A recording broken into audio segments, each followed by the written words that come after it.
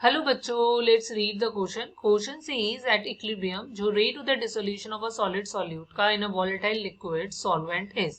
जो मतलब कहने का मतलब है कि इक्विलिब्रियम पर जो रेट ऑफ द डिसोल्यूशन का of a solid solute in a volatile liquid solvent वो आपका क्या लेस देन होता है रेट ऑफ क्रिस्टलाइजेशन से, ग्रेटर देन होता है रेट ऑफ क्रिस्टलाइजेशन से, या इक्वल होता है या जीरो होता है, right.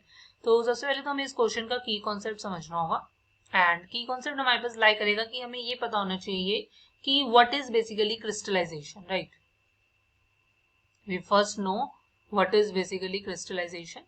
So if I talk about, देखो crystallization की बात करती हो, so crystallization basically क्या होता है कि देखो इससे पहले आप एक बार समझते हैं। देखो होता क्या है कि जब हम क्या कर रहे हैं एक सॉल्यूट को हम क्या कर रहे हैं आपका ऐड कर रहे हैं एक गिवन सॉल्वेंट में, फाइन। सो ये देखा जाएगा कि कुछ सॉल्यूट डिसॉल्व हो जाएगा और आपके पास क्या कंसंट्रेशन सॉल्यूशन की इंक्रीज कर जाएगी, सो उस प्रोसेस को हम डिसोल्यूशन कहेंगे, राइट।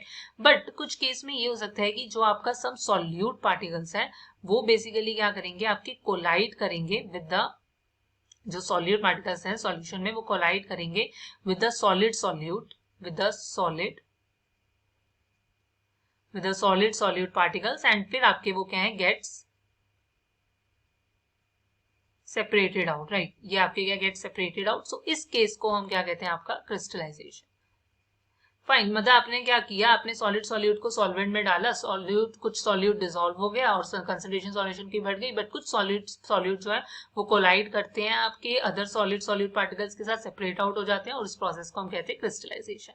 अब होता क्या है कि हमारे पास एक ऐसी स्टेज रीच होती है जब हमारे पास ये जो दोनों प्रोसेसेस हैं वो आपके अकर करते हैं एट द सेम रेट। मतलब जो रेट ऑफ डिसोल्यूशन हो रहा है सॉलिड सॉल्यूट का in a volatile liquid solvent, उसका जो रेट होता है वो आपका क्या होता है इस क्रिस्टलाइजेशन के रेट के क्या होता है इक्वल होता है एक ऐसी स्टेज पर। और वो स्टेज क्या होती है, वो स्टेज बेसिकली हमारे पास क्या होती है, बेसिकली एक डायनेमिक इक्विलिब्रियम की स्टेज होती है जब हमारे पास क्या है सॉल्यूट प्लस सॉल्वेंट जो होते हैं ये बेसिकली इक्विलिब्रियम में होते हैं किसके साथ, सॉल्यूशन के साथ, right.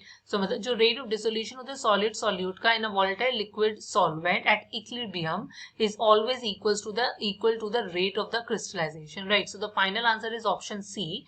And under such conditions क्या होता है कि जो जितने भी हम नंबर ऑफ सॉल्यूट पार्टिकल्स हम ऐड कर रहे हैं, जो मतलब कि नंबर ऑफ सॉल्यूट पार्टिकल्स जो आपके बेसिकली सॉल्यूशन के अंदर जा रहे हैं वो आपके इक्वल हो जाते हैं सॉल्यूट